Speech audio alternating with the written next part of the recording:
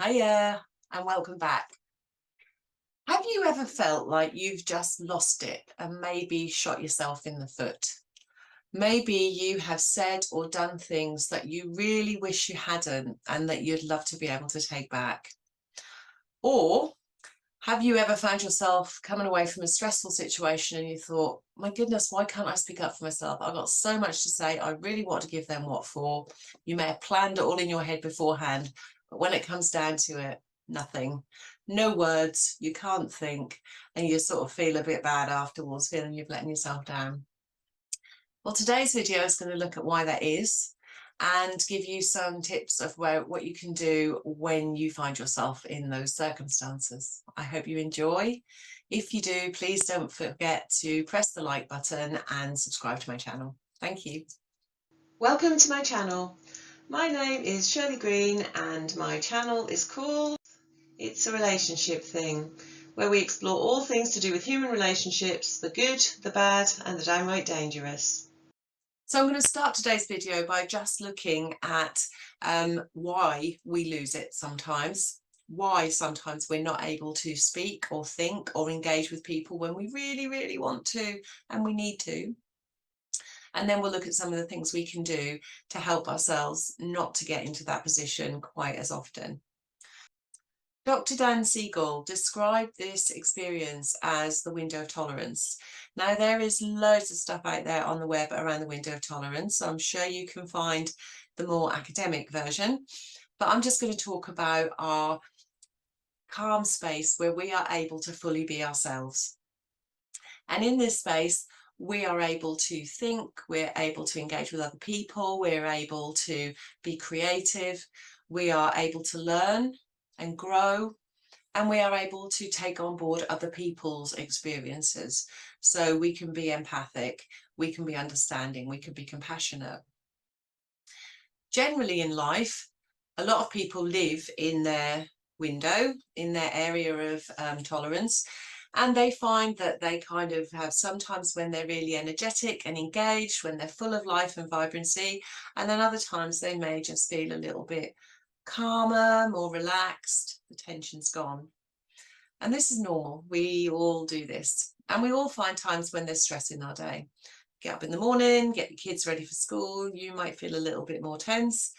When you get to work, your lovely partner's giving you a nice cake and a cup of coffee and you might feel more relaxed. So this kind of up and down is really common within a normal day. However, not all of us have the same amount of space that we live in. It all depends on how we think about ourselves and other people. So for some of us who've had a lot of stress and a lot of pressure, then the area where we can stay ourselves gets smaller and smaller. And I've really noticed this over the last few years, what with the pandemic and now with the cost of living crisis, the level of fear and threat in people's lives has increased. And so their window, their space that they can truly be themselves is shrinking. When our space to be ourselves becomes small enough, or when our level of threat and fear and anxiety gets high enough, we can find ourselves moving either up into a place where our survival system kicks in and prepares us to fight or to run away, or we can begin to shut down. Basically, as you get pushed up out of your window of tolerance, the level of threat has increased to an extent where your subconscious primitive brain takes over and it cuts off access to your human brain at the front. So the reason that you don't feel like yourself is because you're actually not. The stuff that we think of as us, our personal stuff, tends to live in our human brain. And what we're talking about here is a really primitive response, fight or flight. And if we go up, what happens is we get flooded with adrenaline and cortisol, our body gets ready to fight and flight. So our heartbeat goes up, our mind starts racing, we start to feel agitated, maybe irritated. And if that carries on and we don't manage to get any relief, we can actually turn into being quite aggressive or maybe even violent at the extreme end. Basically, that's about being overwhelmed and your unconscious mind taking over to do something about it. On the other hand, we have people who their primitive brain decides to deactivate. So it cuts off the adrenaline and the cortisol, and you find yourself just gradually sliding into this frozen state where you are numb. You can't think, you're kind of dissociated from everything that's going on around you, and there is no way on earth you can stand up for yourself or have a decent conversation.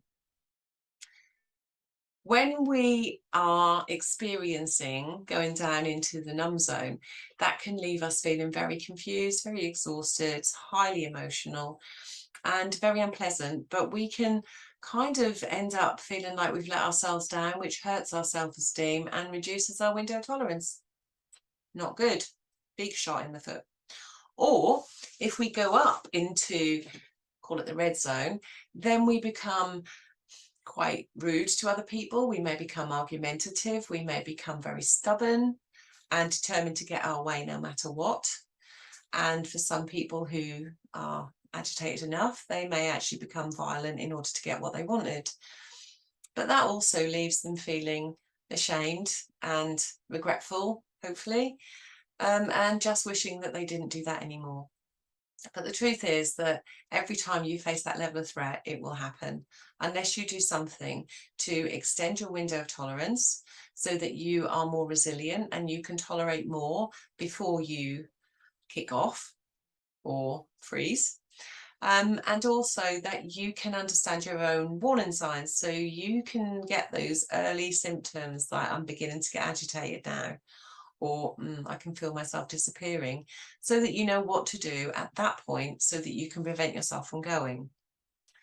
Now, if you are feeling more agitated, your mind's beginning to race, you're beginning to lose focus, you can just say to yourself, maybe I'm going out of my window of tolerance.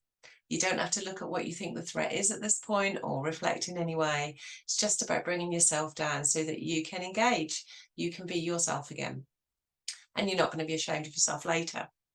And the best way to do that, the simplest way to do that, is just through taking a few really deep breaths and just allowing your body to relax. Because by relaxing your body, your amygdala, your brain, will be tricked into thinking that the threat is gone and you'll feel calmer. The other thing to do is to give yourself the courtesy of allowing yourself the space to just go off and calm down. So if you're in a situation which is driving you out of your window of tolerance, just take a walk, just say, I'm just going to take 5 minutes and calm yourself down, and do whatever you need to do so that you can feel yourself being able to think and be in control of yourself again. If you're headed downwards into the cold, freezy, frosty zone, then the best thing you can do, breathing can help, but as soon as you start to feel yourself going, just take a break and go for a walk. Our bodies, our minds, our vocal cords, everything seizes up. So if you can get yourself active, then there is much less likelihood that you will get completely frozen. That also gives you the chance to get away from the situation, think things through, and kind of plan what you need to do in this situation before you enter the stress again. There are some resources I have popped into the description box below, so please do have a look at those. I just want to kind of finish by talking about how this concept of the window of tolerance and our threat responses and how we lose control, this is unconscious, it's not something we choose to do, actually has an impact on the people around us and how we engage with them as well. I've worked in social care for many years, and I have trained way too many professionals in trauma-informed practice, and they all tell me the same thing, that their biggest hurdle to helping people is the fact that people will not engage with them. So I know from my own experience that I've had people who have been really angry when I've arrived, or they have just sat there really passively and they do not engage at all but agree to everything. Just remember, this may be a trauma response, this may be their threat response, because we all have raised anxiety when we're around a professional. If we're going to the doctors, people tend to be a little bit worried about what they're going to hear. So that will push us a little bit towards the boundaries of our window of tolerance.